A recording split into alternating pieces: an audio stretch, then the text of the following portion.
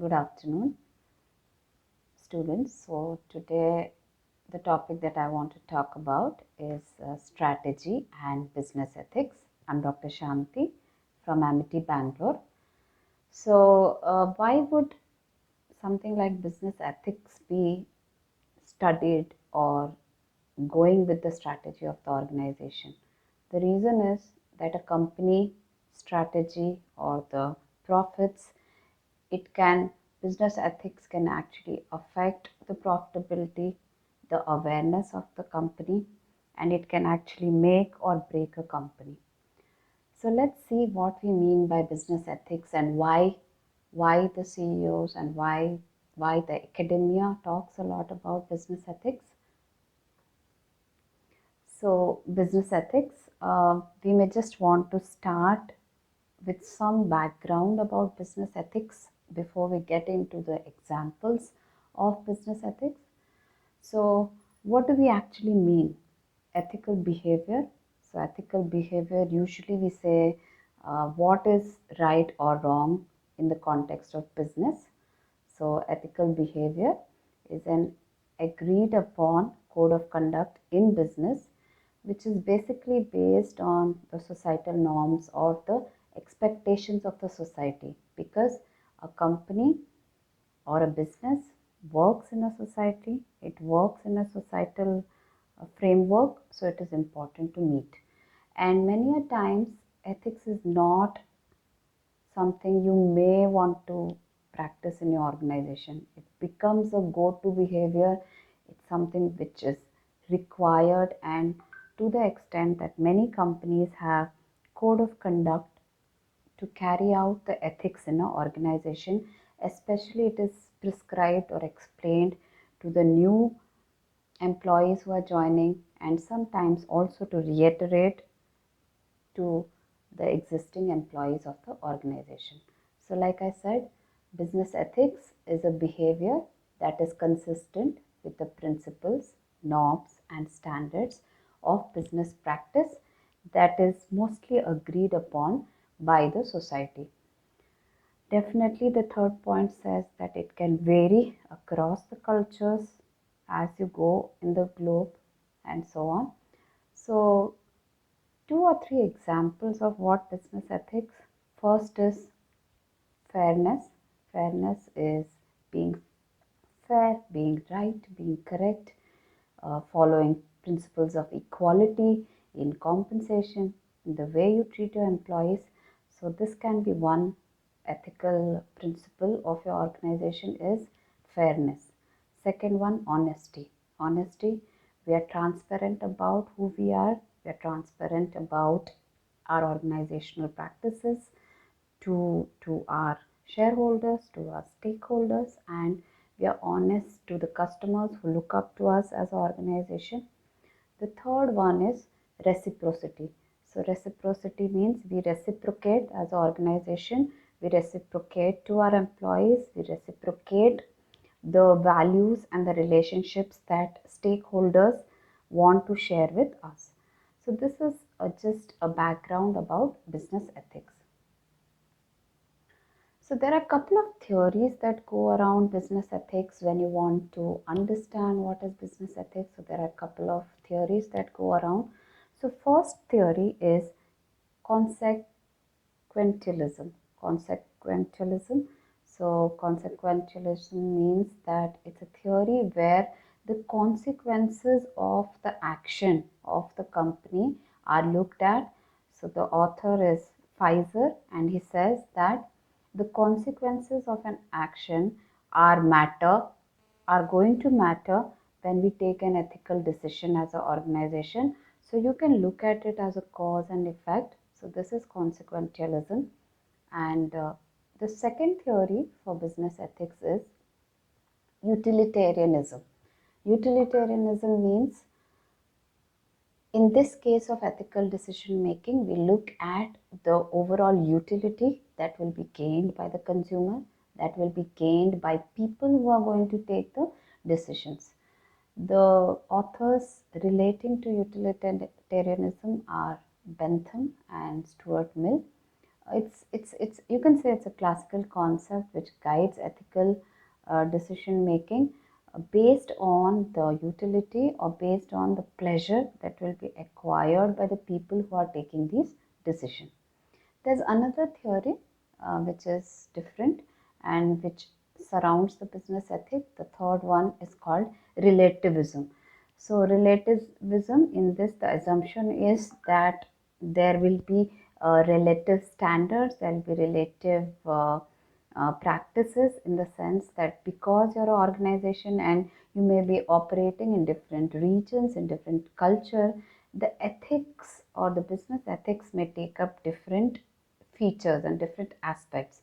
So, in other words, even though we define the basic code of conduct, but it can be perceived, or it may be implemented different for different cultures and for different countries as we become a global company. So, with this intro on ethics, let us take some examples.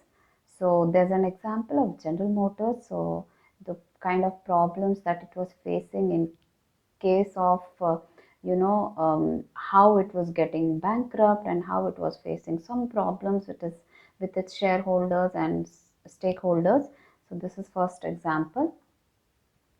Then I have another case, which is a recent phenomena, which is about the automobile company Volkswagen. So they had a problem of emissions.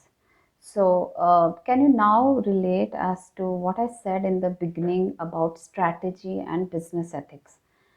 Business ethics so becomes so important that you may want to have to change the strategy. For example, you're a big automobile company like Volkswagen, and when you are faced with the ethical issue of emissions, when some of your cars have been found not meeting the diesel emission tests, that's the time when you have to change the strategy. That's the time when you have to tell the public as to what has gone wrong with your ethics, with your business ethics.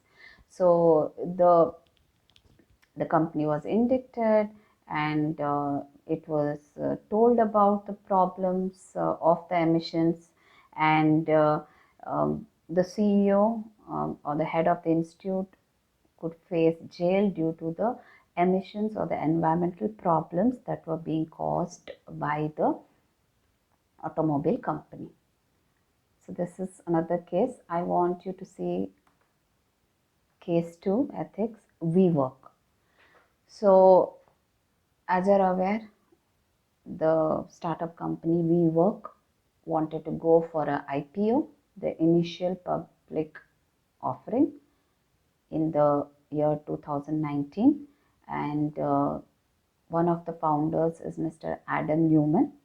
So what happened that within a span of 10 years, the valuation of WeWork just went down, and a company which wanted to go IPO could not go IPO, and so these are some of the ethical problems that they were facing, and uh, they could not get additional funds, they could not go for an IPO, their valuation went down, and we can also attribute it up to a part of the style in which the company was was being managed by the founders.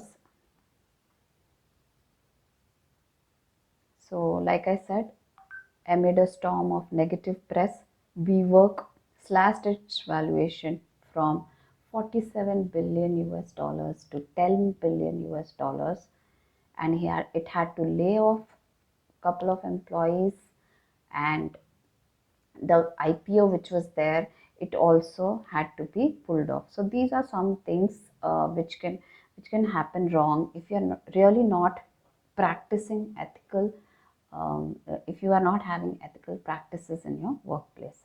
Another example of ethics. So there's a classic example of Johnson and Johnson baby powder recall in the year 2019. So the Food and Drug Administration discovered that there were traces of asbestos in the powder, and since it's a it's a brand for babies and children, and so there was a lot of ethical concern around the company, and they had to face lawsuits by customers. So this was another ethical company by a famous company called Johnson and Johnson. Another example, which is a decade old example of ethical problems, is the British Petroleum BP Deepwater Horizon oil spill. So, this really big oil and gas giant BP had one of its worst nightmares of environment, where a lot of oil spilled into the Gulf of Mexico, and it affected the marine life, it affected the ocean, the, the flora of the ocean. So this was um, another ethical aspect, and it was a direct impact to the environment. You would see that in many of these ethical cases or examples that I am giving, some are being affected directly to the customers, some they affect maybe to the employees of the organizations, some may be um, affecting the government, and so on. So you may want to notice and identify in these cases that which of the stakeholder is being affected by your wrong principles or wrong ethics that you are following in an organization. Next example. So this is a ethics example for a financial bank.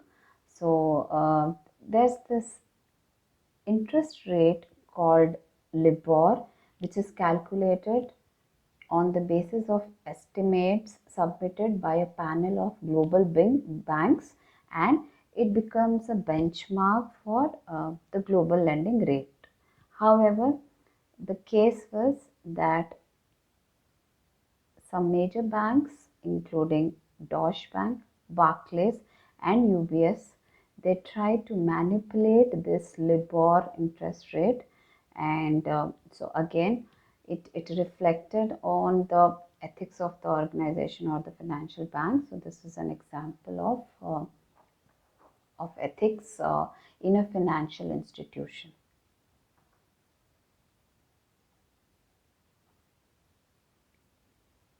The next example, a recent example, is the Facebook and Cambridge Analytica data scandal. So there was a news that the social media company Facebook was using data of customers, and Cambridge Analytica was the company behind that scandal. So the CEO Mark Zuckerberg was summoned, and he was asked to testify relating to the usage of data of customers. Why this was ethical? Why this was unethical?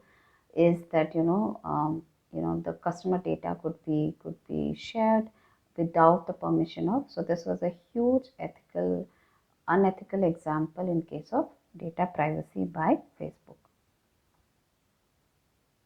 Another example of an airlines or an aviation, where Boeing 737 faced the Boeing company faced a lot of crashes, and so to the extent that some of these Boeing planes had to be called back. So you had an airline crash in Ethiopia, then you had an airline crash recently in Malaysia.